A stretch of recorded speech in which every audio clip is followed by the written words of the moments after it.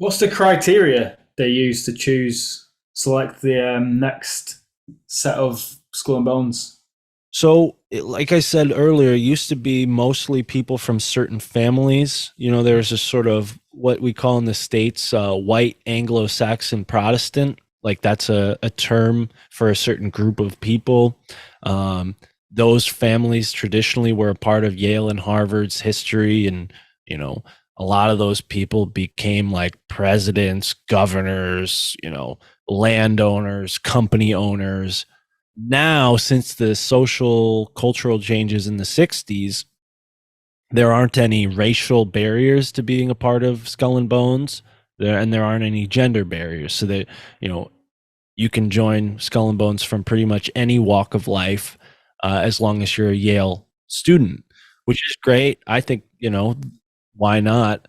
But it is interesting, like now it seems like they're selecting, maybe like some Dubai millionaire's son, or maybe like a Chinese, like a kid from China whose father works in the Chinese Navy. Like they're selecting students like this now, rather than maybe in the 1900s, early 1900s, they'd have like a guy whose son was a part of the Goodyear family, tire company, or they'd have a guy whose family fought in the Revolutionary War. Like it's very much selected on lineage.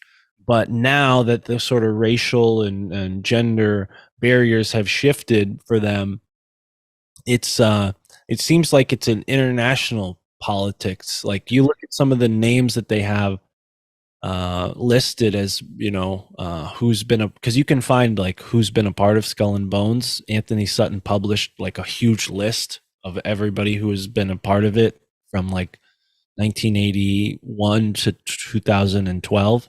So not the last 10 years, but up till then. And in like the early 2000s, it was people from all walks of life joining Skull and Bones.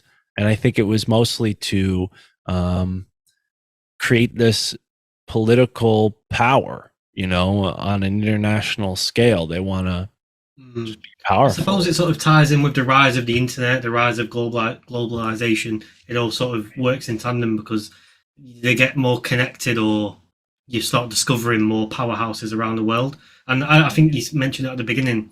If they're all about infiltrating certain organizations, then they're going to infiltrate other countries sooner or later. Because it's from what it sounds like, it's happening every year. They're summoning more people into it. It's a bit like a virus spreading, and they're just infiltrating all these different niches, all these different sort of tribal groups.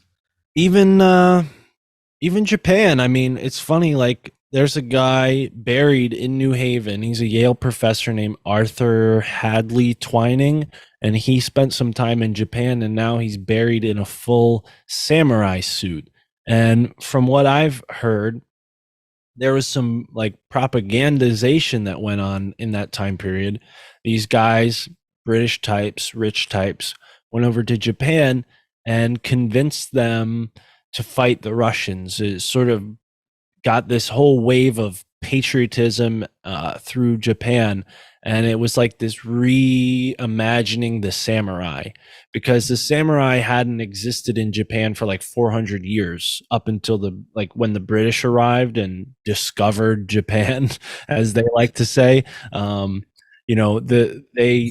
samurai culture was not alive. It was something from the past. And in order for Japan to be like an ally versus Russia, the Brits went there and kind of stirred things up and romanticized the samurai and said, like, you guys were once great warriors. Go be that now against the Russians for us.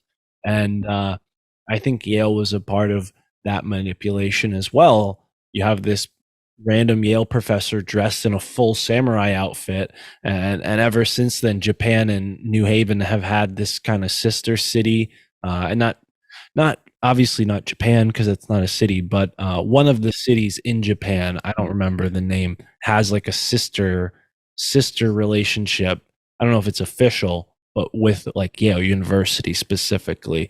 And you'll see like, you know, people from Japan, people from China, uh, very wealthy people from those countries in New Haven, and I wonder, do they select students who have family ties to maybe like powerful families over there in order to sort of bridge this gap between the East and the West, this sort of royal families? Because the West and the East have always traditionally had these royal families. I mean, many countries do, I think a lot of them are kind of linked up through these secret organizations, the Saudis, the British, the Japanese, the Chinese.